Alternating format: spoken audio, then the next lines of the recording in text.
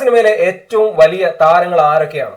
താരമൂല്യം പരിഗണിക്കുമ്പോൾ അല്ലെങ്കിൽ ഏറ്റവും വലിയ താരങ്ങൾ ആരൊക്കെയാണ് എന്ന് നമ്മൾ ചോദിക്കുമ്പോൾ അതിന് നമുക്ക് പരിഗണിക്കാവുന്ന ക്രൈറ്റീരിയ 4 കാര്യങ്ങളാണ്. ഒന്നാമത്തേത് ഇനീഷ്യൽ കളക്ഷൻ ആണ്, രണ്ടാമത്തേത് ഡിജിറ്റൽ റൈറ്റ്സ് ആണ്, മൂന്നാമത്തേത് ഫൈനൽ കളക്ഷൻ ആണ്, നാലാമത്തേത് ഫാൻ ബേസ് ആണ്. ഈ 4 ക്രൈറ്റീരിയകൾ വെച്ച് നോക്കുമ്പോൾ മലയാളത്തിലുള്ളത് 3 വലിയ താരങ്ങൾ മാത്രമാണ്. മൂന്നാം സ്ഥാനത്ത് ഉറപ്പായിട്ട് നമുക്ക് പറയാൻ പറ്റുന്ന പേര് മമ്മൂക്കയുടേതാണ്.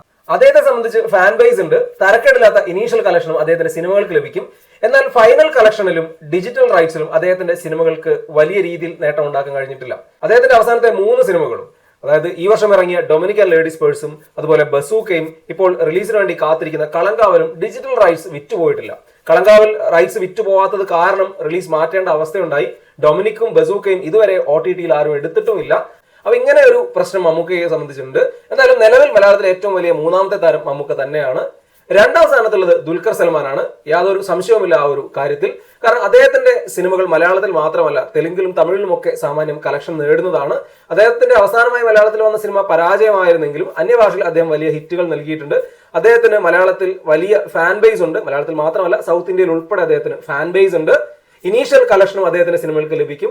മലയാളത്തിൽ മോഹൻലാൽ അല്ലാതെ ഇനീഷ്യൽ റെക്കോർഡ് നേടിയ ഈ അടുത്ത കാലത്തുള്ള ഒരേ ഒരു നായക നടൻ ദുൽഖറാണ്. അദ്ദേഹത്തിന്റെ കുറിപ്പ് 2021 വലിയ കളക്ഷൻ നേടിയിരുന്നു.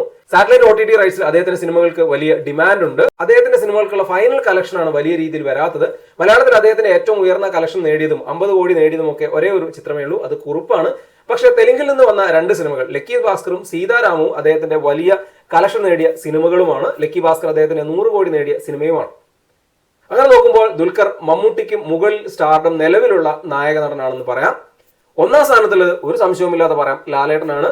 ഫൈനൽ കളക്ഷൻ എടുത്താലും ഇനീഷ്യൽ കളക്ഷൻ എടുത്താലും ഫാൻ ബേസ് എടുത്തു കഴിഞ്ഞാലും ഡിജിറ്റൽ റൈറ്റ്സിന്റെ കാര്യം എടുത്താലും എല്ലാത്തിലും മുൻപന്തിയിൽ നിൽക്കുന്ന മലയാളത്തിലെ നായക നടൻ ഇപ്പോഴും മോഹൻലാലാണ്. ഈ 4 ക്രൈറ്റീരിയകളിലും ഒരുപോലെ ലീഡ് ചെയ്യുന്നത് അദ്ദേഹം മാത്രമാണ്. അദ്ദേഹത്തിന് 200 കോടിയും 250 കോടി നേടിയ സിനിമകളുണ്ട്. മലയാളത്തിൽ ആദ്യമായി 100 കോടി നേടിയതും 50 കോടി നേടിയതും അദ്ദേഹത്തിന്റെ സിനിമകളായിരുന്നു. ഡിജിറ്റൽ റൈറ്റ്സ് ആണെങ്കിൽ അദ്ദേഹത്തിന്റെ ഒരു സിനിമകളും OTT-യിലോ സാറ്റലൈറ്റിലോ പോവാതിരിക്കുന്നില്ല.